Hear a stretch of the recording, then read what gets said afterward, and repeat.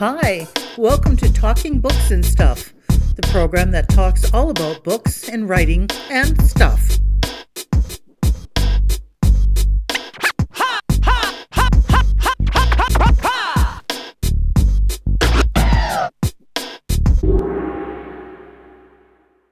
Here's your host, Dennis Rimmer.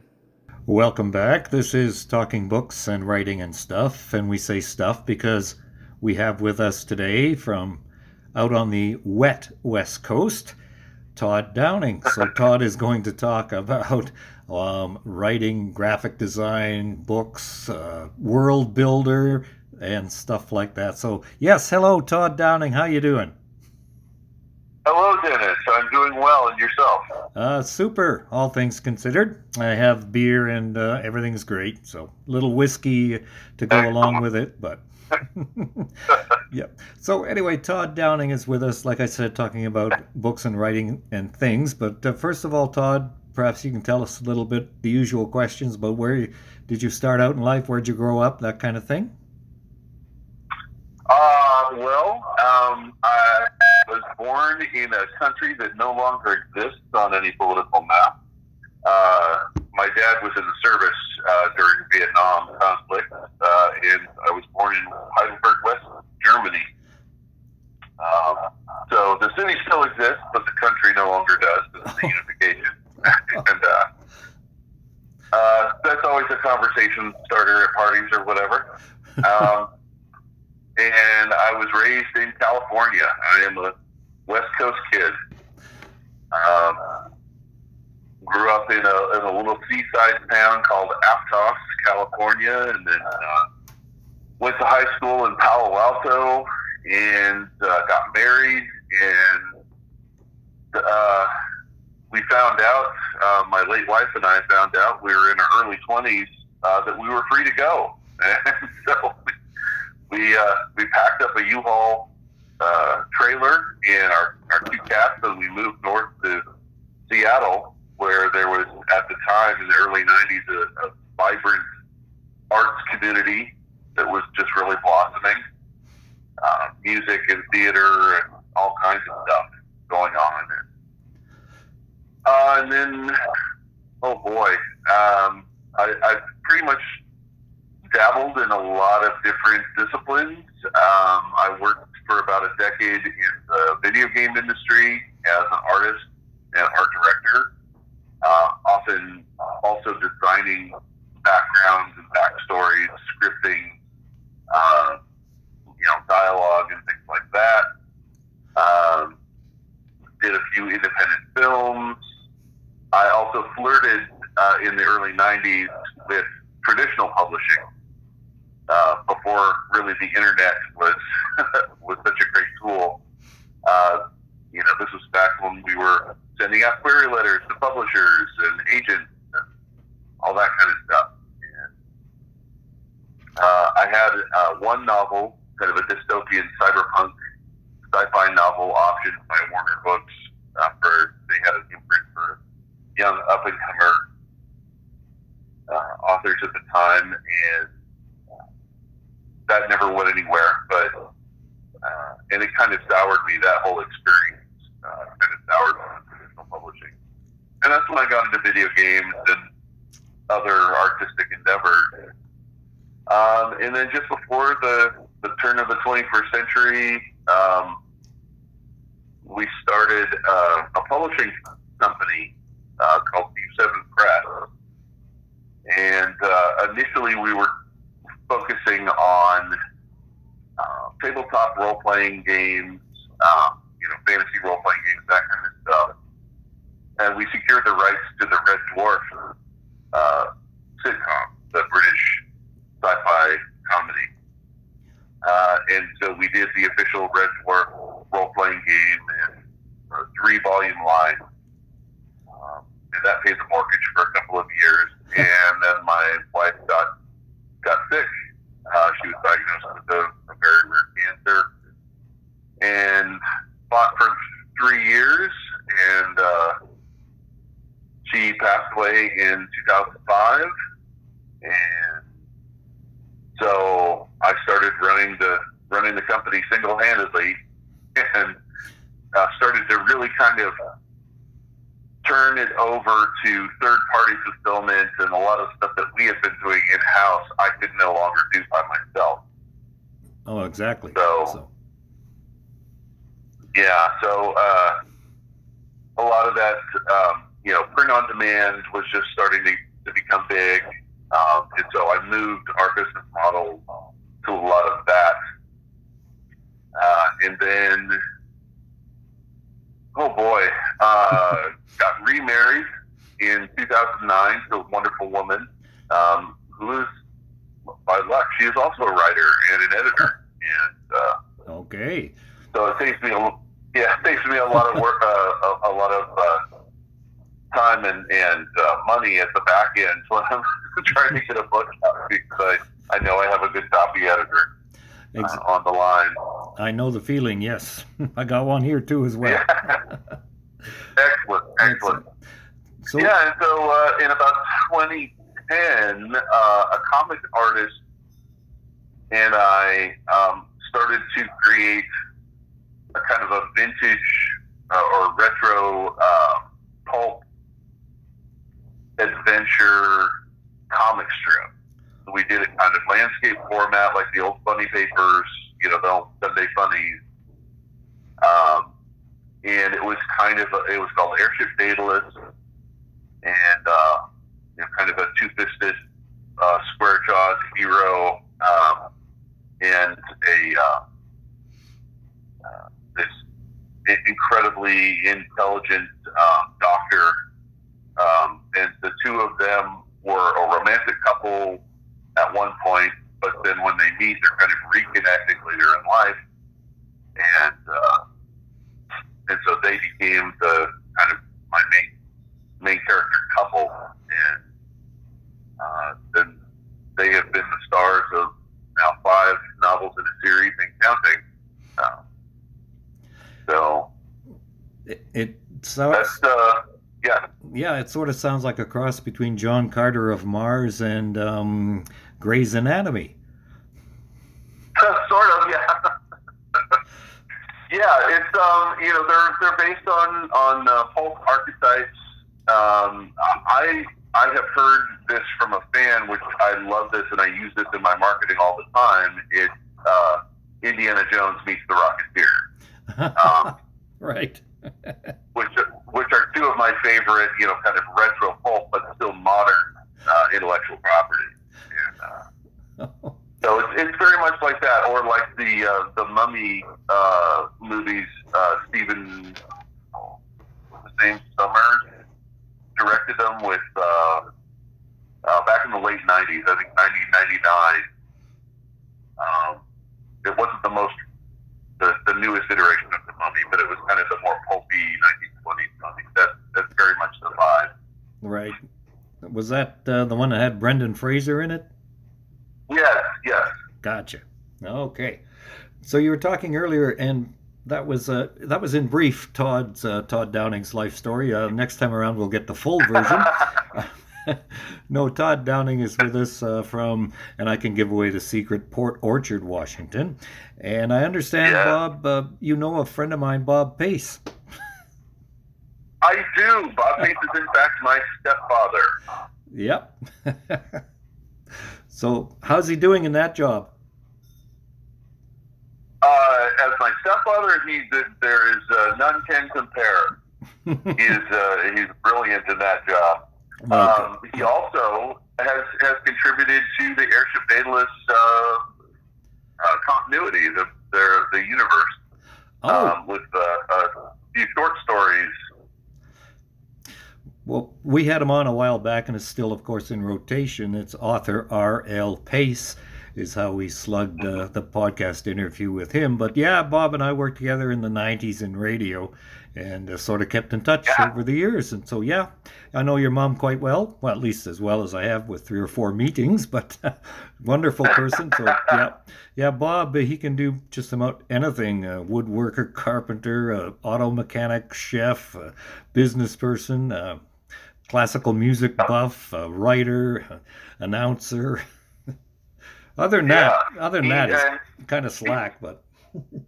Right. Yeah, not a large talent pool at all there.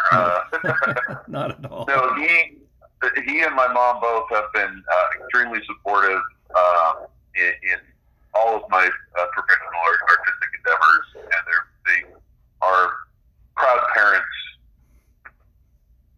Good. Glad to hear it. Todd Downing is with us. I'm at his website right now, and it says author. We've talked about that. World builder and designer. So first of all, Todd Downing, what is a world builder in Todd's world? Well, as I have worked in so many different industries, from film to comics to video games to traditional games, a world builder is somebody who creates setting, and by that I mean you're creating an entire setting. You're creating the characters that populate the setting. You're creating the environment, whether it be the real world, just in kind of an alternate timeline, or if it's a complete wholesale invention in science fiction or fantasy. It is creating everything, and the history, the religion, the politics, all of the interactions, all of the cultural significance. Exactly. Yeah.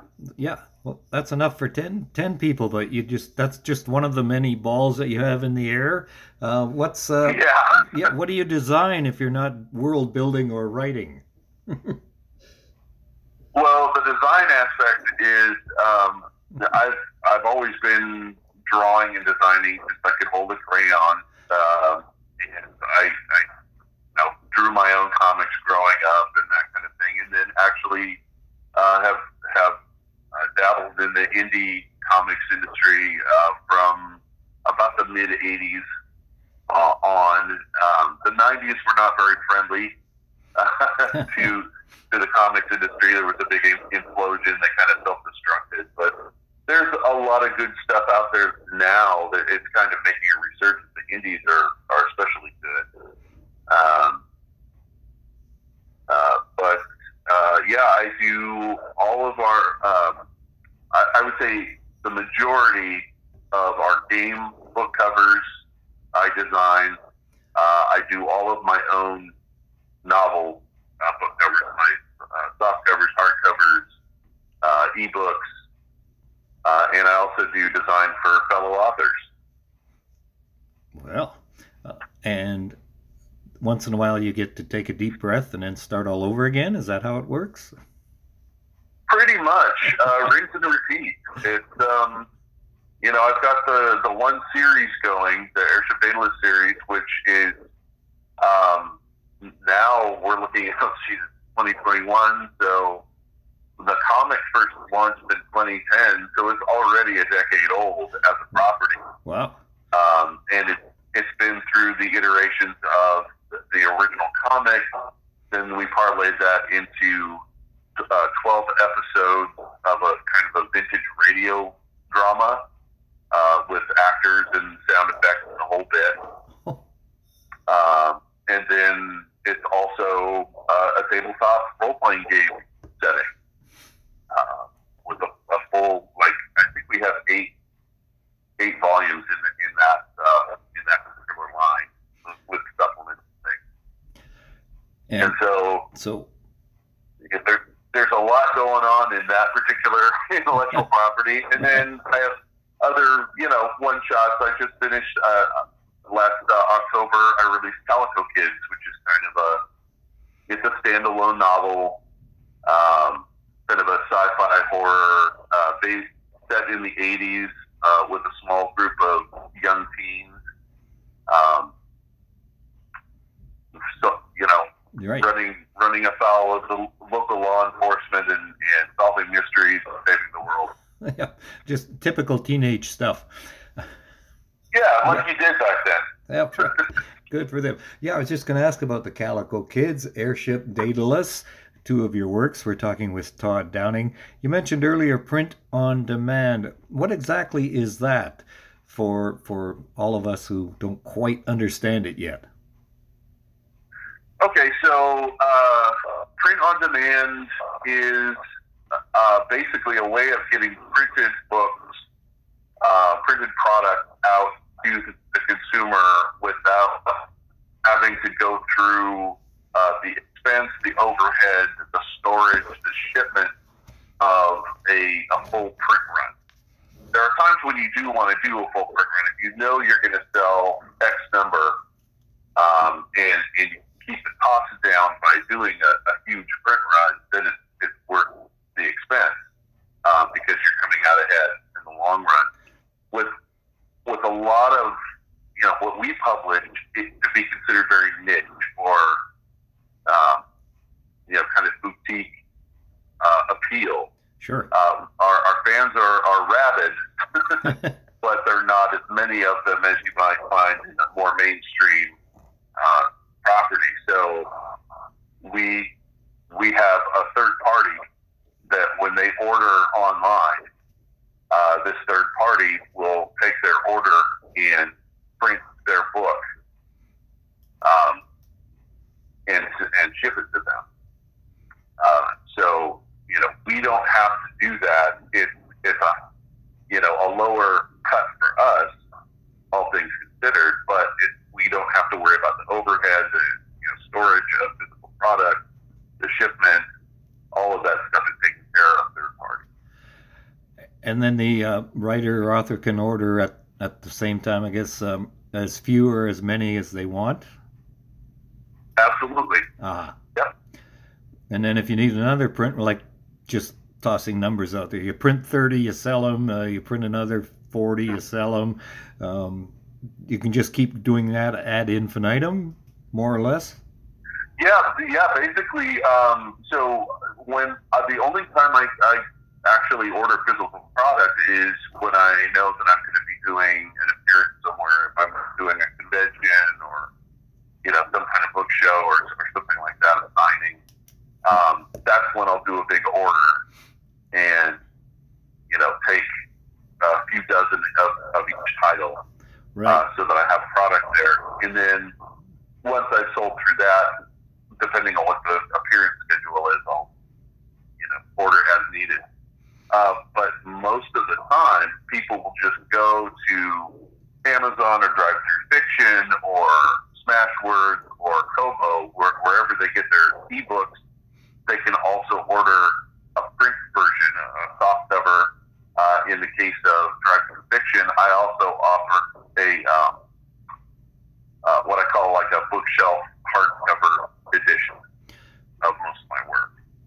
So it's like a car dealer. You get a few options here and there if you want them, but basically the author, the writer controls the property. Is that the idea? Exactly. Yep. And that's what the self-publishing wave is all about, isn't it? You cut out the middleman and you do a bit more work on your own personal end, but all is said and done, it's quite a feeling of satisfaction, I assume. Absolutely. You maintain total control, and you end up, I think in the long run, you get better commission, a better cut,